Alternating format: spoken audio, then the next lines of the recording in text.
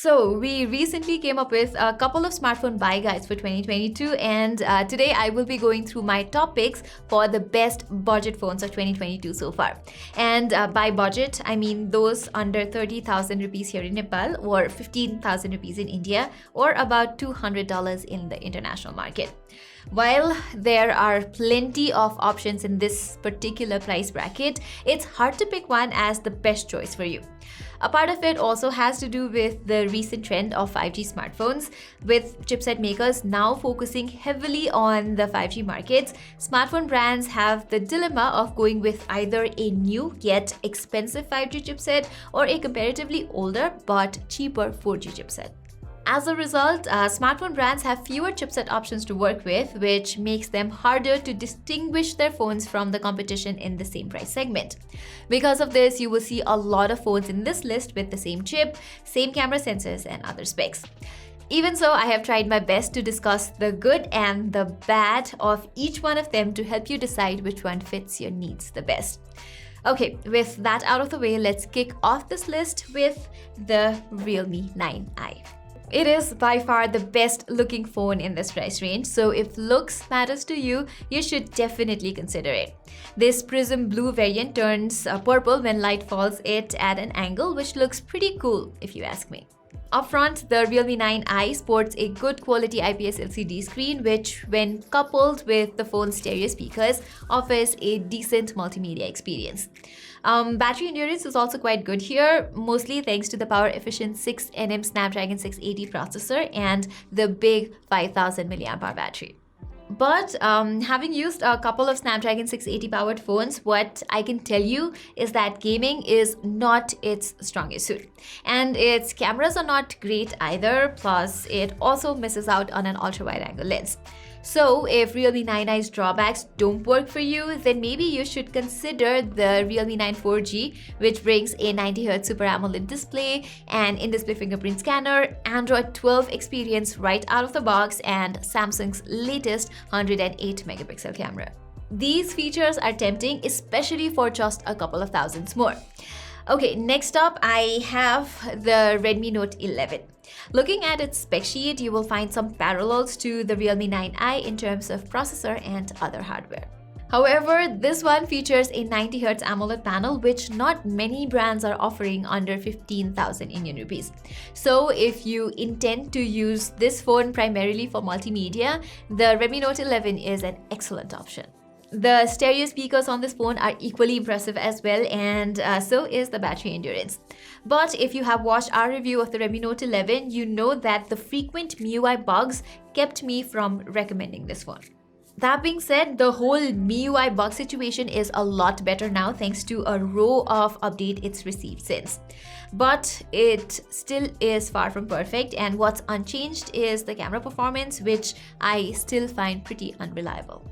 This brings me to the Poco M4 Pro 4G, which is not that different than the Redmi Note 11. In fact, it is superior in some aspects, most noticeably on the gaming front. Powering this phone is the Helio G96, which performs notably better than the Snapdragon 680, which we find on the Redmi Note 11. You will also find that more games are better optimized for this chipset. Likewise, Poco M4 Pro's photos are fairly acceptable as well, except when it comes to human subjects. That being said, it does have a few problems of its own. Like for instance, Poco Launcher for MIUI is not very well tailored for the phone's 90Hz refresh rate, resulting in jitters even while scrolling through the UI. I would also like to add that its battery life is pretty good, but not as great as the Realme 9i and the Redmi Note 11. Okay, the next entry in our list is the IQOO Z6, aka the Vivo T1, which is positioned as a gaming-centric budget phone. For this, the IQOO Z6 features the new Snapdragon 695 5G chipset, which is as good as you can get in this price range. For instance, you can push PUBG Mobile to HD graphics and high frame rates here and still enjoy stable gameplay without any major stutters. The phone can even run demanding games like Genshin Impact, but only at the lowest settings. There's even the Ultra Game mode on board with features to enhance your gaming experience. Most of them sound gimmicky, but the one feature that I could notice making a difference is 4D game vibration. Not many games support it as of yet, and it does require some fine-tuning even in the games that do, but I would say that it's worth it. Besides gaming, I like how well designed this phone is as well. The black color variant here has a very subtle design that hides fingerprints and smudges easily. The rest of the features here are quite basic though. You get a 6.5 inches LCD screen with a smooth 120Hz refresh rate. The photos from its 50 megapixel primary camera are decent enough, but it lacks an ultra wide angle sensor, and there is no support for 4K recording either. So if you want a phone with the most reliable camera experience at this price segment, I will strongly recommend Samsung's Galaxy F23. It features the same 50 megapixel ISOCELL JN1 sensor as most phones on this price list do, but what makes the Galaxy F23 stand out is the image signal processing of the Snapdragon 750G chip powering this phone.